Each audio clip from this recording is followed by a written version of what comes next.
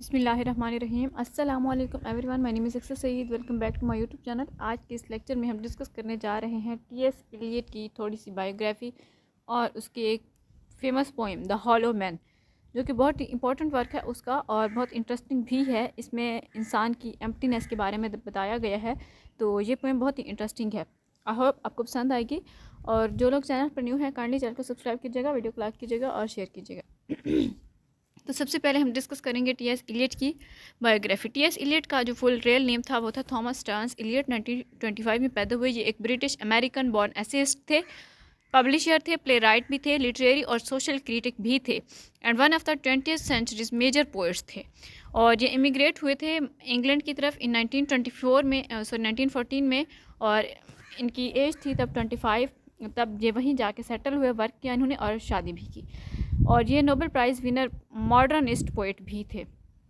Elliot की जो थे वो ज़्यादातर अट्रैक्टेड थे अपनी वाइड स्प्रेड अटेंशन। उनकी जो पोएम थी the love song of J Alfred Prufrock, जो कि 1915 में लिखी थी और जो कि मास्टरपीस भी समझा जाता था मॉडर्निस्ट मूवमेंट का।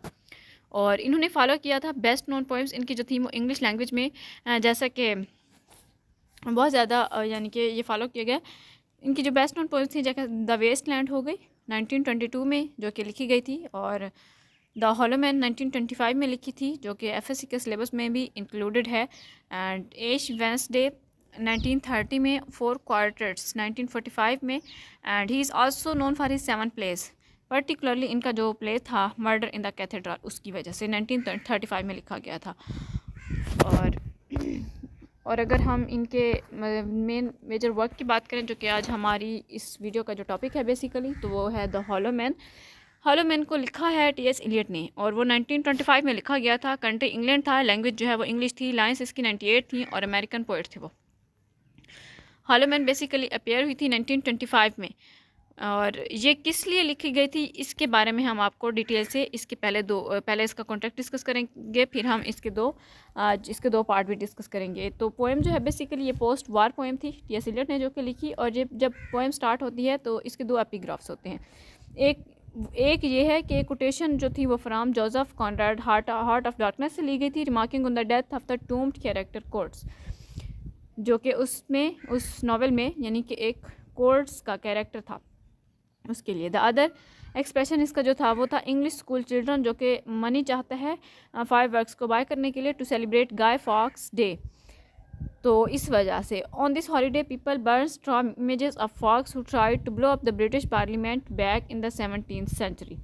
तो ये जो पोएम थी ये नरेटेड की गई थी by one of the hollow man. और इसका फर्स्ट सेक्शन अगर हम डिस्कस करें तो फर्स्ट सेक्शन ये है कि बंच ऑफ हॉलो मैन। इसमें ये दिखाया गया है कि लोग बहुत ज़्यादा यहाँ पे आते हैं इस दुनिया में, लेकिन वो क्या करते हैं, यानी कि उनके अंदर एक एम्प्टीनेस है। वो सिर्फ काम नहीं करते वो, बल्कि जस्ट उनके अंदर हॉलोनेस है, उनके अंदर कोई काम नहीं है, वो सिर्फ बैठे रहते हैं, यानी अपने टाइम वेस्ट करते हैं। इसमें ये सारी चीज़ें दिखाई गई। They exist in a state like hell, जैसा कि एक hell, except they were too fearful underhanded the violent acts that would have gained them access to hello.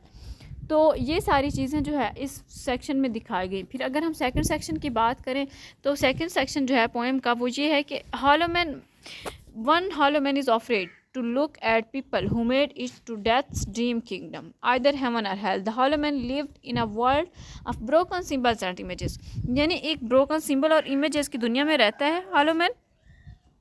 और वो ऐसी दुनिया में है यानी वो सिर्फ हॉलो चीज़ें ही देख रहे हैं, उसके अंदर कोई ख़ास यानी कि एक्टिविटी नहीं है।